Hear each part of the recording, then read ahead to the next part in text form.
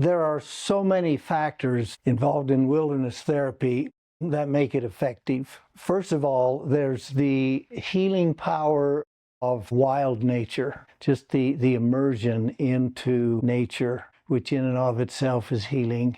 There is the resetting of what we might call the therapist-client relationship. So many of the clients we see here have a pattern of almost a knee-jerk opposition to authority figures. Here, they are sharing a common experience with field guides, and they come to rely on those guides to help keep them safe in an environment that they're unaccustomed to, and they may have a perception that they're at risk with the weather, with whatever might be occurring for them on a given day. And being able to trust the field guides resets the relationship between an authority figure and a client. There is what we might call the soft fascination of being on a mountain peak watching a sunset, and it puts them in a headspace where they can become introspective. They don't have to deliberately focus on anything. It opens up their awareness, which allows them then to begin to consider what's going on in their lives. There is the element of going on a journey of self-discovery. One of the central metaphors that wilderness therapy invokes is the hero's journey, where the would-be hero is called on an adventure. That call may come from within, which in our case happens, not rarely, where someone has gotten to a place in their lives where something is missing. Something is that they're lacking a sense of purpose, a sense of direction.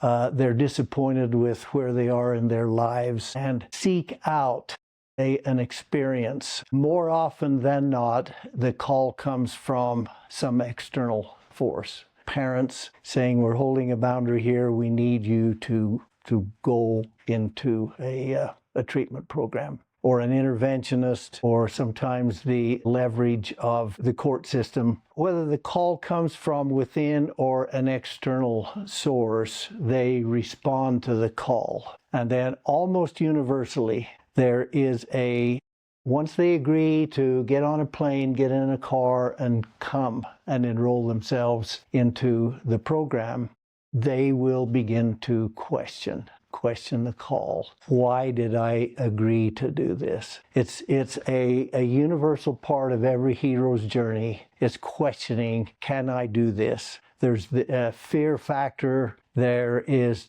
just the uncomfortability of being in an unknown, unfamiliar environment. In every hero's journey, there arrives helpers in the form of field guides, therapists, peers in the group who have been here longer and can say, look, I was where you were, I was where you are now when I first arrived, and you can do this. We will walk beside you and help you through the tough parts of this. Crossing the threshold into the journey is when a client has come to accept that I'm here, my parents are not going to rescue me, I think I can get something out of this. I'm going to lean into this experience. The next part of the journey, we might call it the trail of trials, to use Joseph Campbell's words, is where they confront their demons and begin to realize the strengths that they have to enable them to push through their challenges. As Campbell put it, the treasure you seek is in the cave you most fear to enter. And what we do with our clients is we say, let me walk beside you. Let me go with you into this deep, dark cave and help you discover what it is you're looking for. During the process of this journey, the catches a glimpse of the treasure, the boon.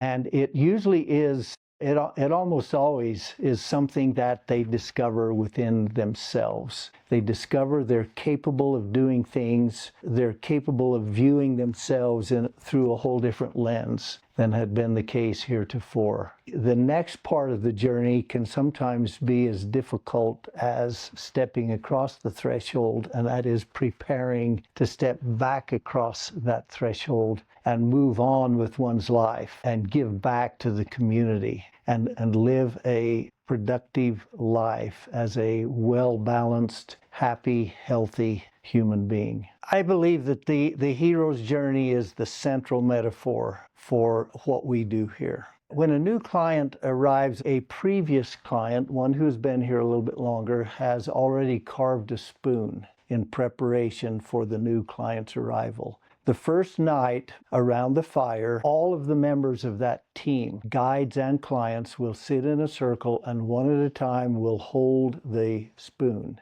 and put an intention into the spoon for the new client and welcome him or her to the team. The spoon is presented to the new client and he or she will put an intention into the spoon for themselves. The powerful metaphor there is the carver of that spoon took a rough spoon blank, we call it, a stick from an aspen tree or a juniper tree, and held that stick up and looked it over, looked through all of the roughness, the knots, the bark, and envisioned the spoon, and then went to work and simply removed the parts of the spoon that didn't fit that vision. We have to identify the parts of a person coming in that are covering their true identity, their true self, the core of who they are. We have to identify what that is so that we can develop a treatment plan. And we look through that. We see in every one of our clients the intrinsically valuable human being that they are. We have to look through their behaviors, how they're presenting, and see at their core they are a valuable, honorable, decent, kind, loving, well-adjusted human being.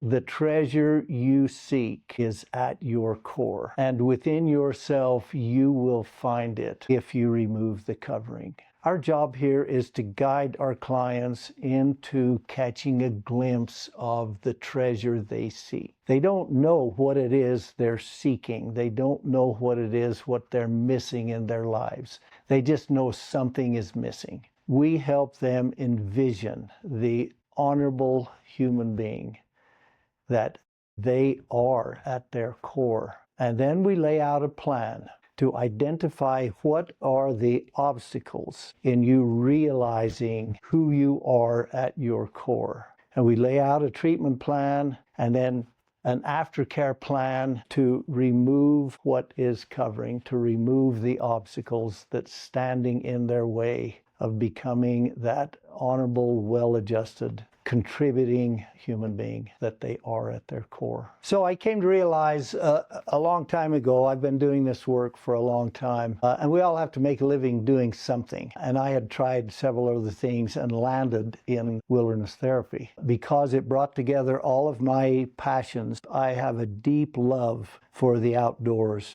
My experience, the many days I spent in the mountains and canyons helped me become the person that I am. I love working as a team, working with other people. I love working with young people. I've spent a lot of time coaching and teaching in my life. And this calling, let me call it a calling, brought together all of those passions and provides for me a purpose. I find great meaning in the work we do. Yes, it's difficult. There is never a dull moment. There are always challenges that need to be addressed. And at the end of a difficult day, or at the end of a difficult several days in a row, having an experience like being part of a client's graduation ceremony and hearing them talk about what they've learned about themselves while remembering what they thought of themselves 3 months ago when they first entered the program provides so much meaning and reminds me why I do this work. Participating in a family workshop where We sit in a circle and listen to families tell their stories about what was going on within their family that culminated in them sending a son or a daughter into our program. And then watching them reunite with that member of their family, and just seeing the emotion and the gratitude that parents have, having now witnessed the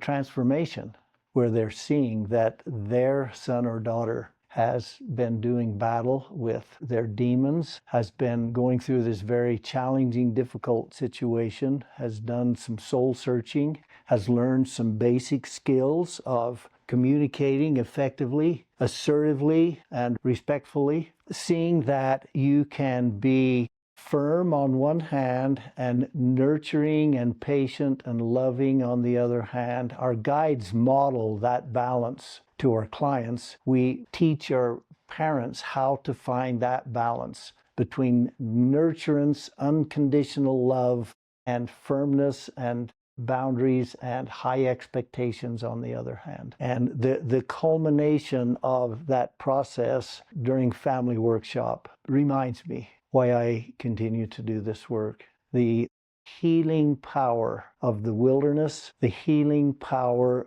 of functional, loving families, the two main ingredients that bring about the change. And also being part of this team. The Juniper Canyon Legacy team is composed of people who come from a broad range of backgrounds, and we're all united by a common ideology, what we call having a heart at peace, which involves seeing people as people, not as objects, not as tools toward our agenda.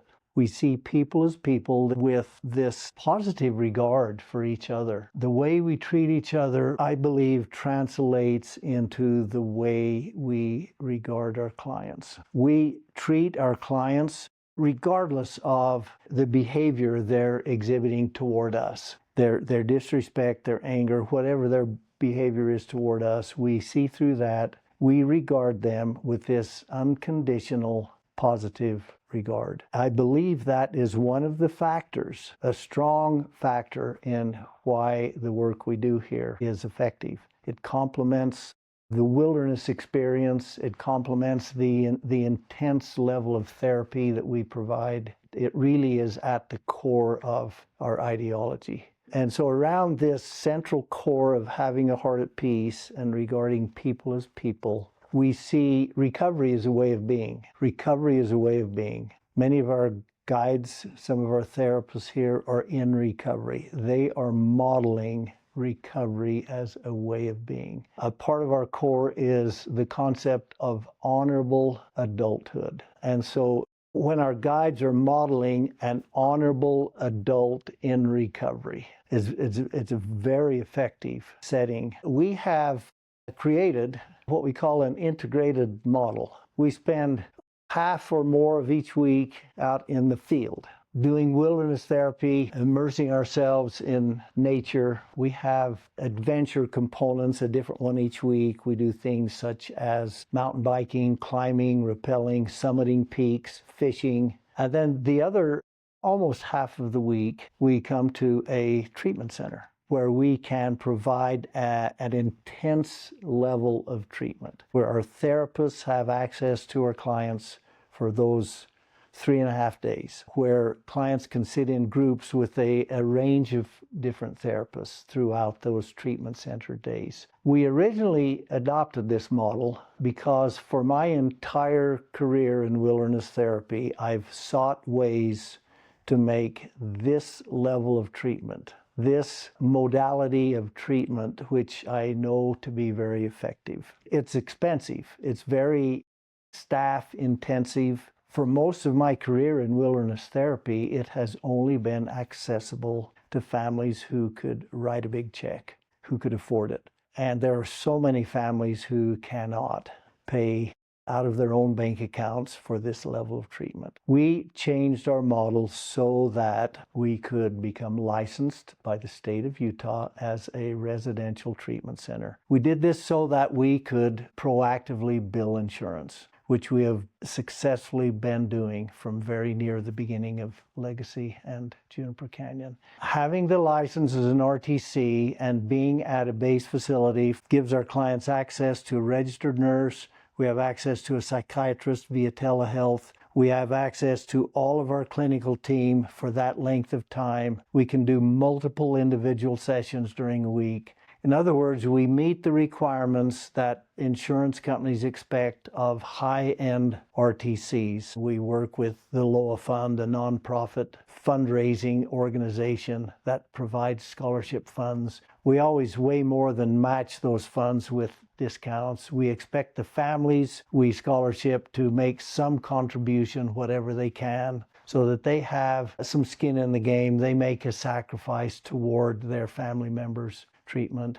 We expect them to meet us part way. Once we bring a client in, we're committed to that client. We never discharge someone because they run out of money, because insurance benefits run out. We will work with families to ensure that their son or daughter is able to complete treatment here. We honor that commitment to our families, that once we take you on, we will not give up on you.